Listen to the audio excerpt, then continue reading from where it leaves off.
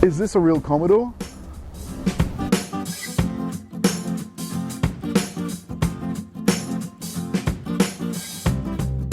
There's been a lot of talk about this new Commodore. It's an icon like the rest of these icons, the Harbour Bridge and the Opera House. For about 40 years this nameplate has been with us and holds a special place in the heart of Australians. Commodore has been the centre of attention. There's been lots of comments left online about how this isn't a real Commodore. Well, let me show you a few things first. This badge says Holden, but it's also sold in other markets as a Vauxhall and an Opel, as the Insignia. And unlike previous Commodores, this one is a hatchback. You press the bottom of the Holden symbol and up it pops. It's a manual affair, but it's got an internal grab handle. And the boot is cavernous, absolutely cavernous.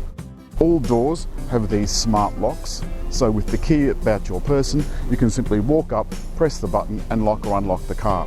And this coupe style has become popular, started by the likes of Audi and even Mercedes-Benz and BMW also have this coupe style.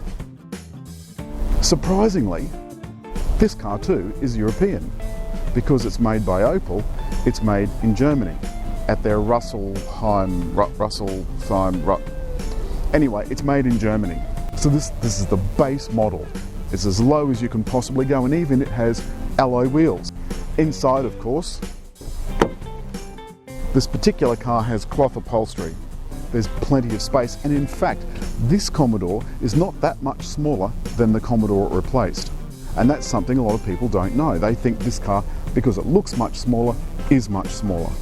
In fact, there's even a little bit more space, and because it's a hatchback, or a notchback, whatever you'd like to call that, this has more space, in almost always measurable.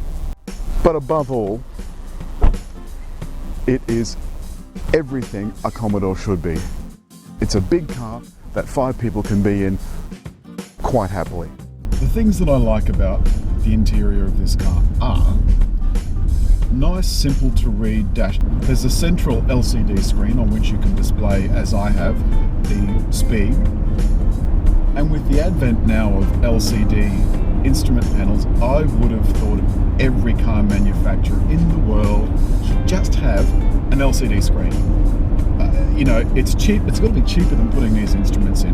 But anyway, so I can display my speed, and I can also make various changes to the setup of the car.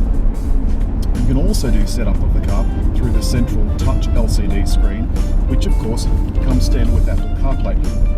This car is far quieter than any previous Commodore, including Caprice, much quieter. It's also smoother, and that's thanks to an incredibly tight chassis. Remember, this is a European car. And the other thing is, of course, this car has electric power steering. Now, what electric power steering allows you to do is automated parking. Now remember, the automated parking is only possible because a computer can control the steering. And that's on all Commodores, and it was on all previous Commodores as well.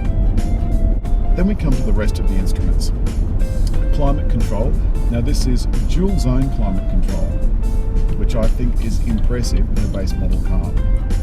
Those controls are well laid out, but they do look a little bit cheap. Then behind that, of course, we've got the lane control, stop start, parking control, and the parking sensors. Behind that, we've got the electric parking brake, so no handbrake turns for you. I can't stress enough how light and nimble this car is. I can't stress enough how it feels like a little city car. It is so nippy and it has such an elegant drive. It has a beautifully flexible engine, and I haven't mentioned yet the 9-speed auto. That's a GM automatic transmission, and it is a peach. It's It's incredibly smooth. So with 9 speeds, it means that there's always a gear for the particular application that you want. It's very smooth to kick down, and it's very willing to kick down. You never feel like you have to wait a million years for the turbo to spool up and for everything to kick down and for things to get moving. The brakes are very precise. They're progressive-ish, but when they're on, they're really on. Now that beeping noise was me following a car in front, and the Commodore reckons I'm a little bit too close, but I'm not too close. Even though I'm talking to you, my eyes are on the road. I like the overall design. I'm not fussed on the front, but I like the overall design. And I very much like the fact that the sound system is sensational, and that you can get in with your smart key from every door.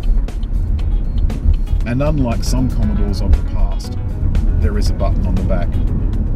Some Commodores of the past did not have a button on the back, so you had to go either into your pocket and get your key fob, or into the car and use the button, which in some Commodores was in the glove box.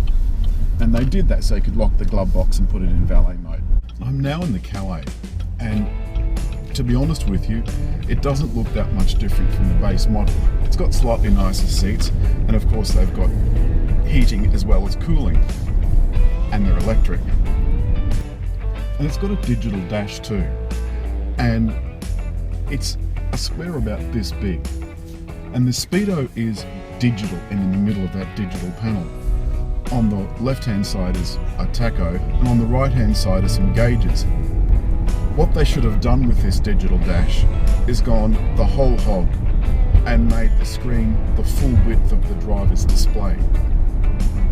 As it is, the very outer edges are analog and have analog dials, and the middle bits are just an LCD screen. I can't figure that out for the life of me. So what does Calais get? And remember, there's VXR. The infotainment system in this is the same throughout all the Commodores, and it's nice and simple to use. This has built-in sat-nav, but of course it's got CarPlay, so you can also use your iPhone or Android phone maps as your sat-nav. It is wired, unlike the likes of BMW, which are also wireless. The VXR and Calais are both all-wheel drive and have the turbo V6. Again, the turbo V6, like the 4-cylinder models, makes the car feel terribly, terribly light and nimble and agile. The ride is excellent, even on these 20-inch wheels. The only real problem I have with Commodore is that the top models especially just don't look special enough. And then of course there's the problem with the name. Despite warnings from staff within Holden, senior management decided to keep the name Commodore rather than retire it. And I think this was a big mistake. Having said all that, the Calais tops out at around $57,000 on the road. And for that money, you do get an awful lot of tech. You get a car that rides well, that handles well, quiet inside, is light, is nippy, and is agile. It does everything it says on the box. The only thing Holden has to overcome is bio-resistance to the fact that these cars are not rear-wheel drive dinosaurs. Commodore is an excellent car.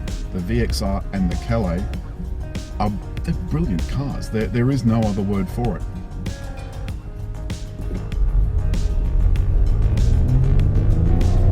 Acceleration is nippy.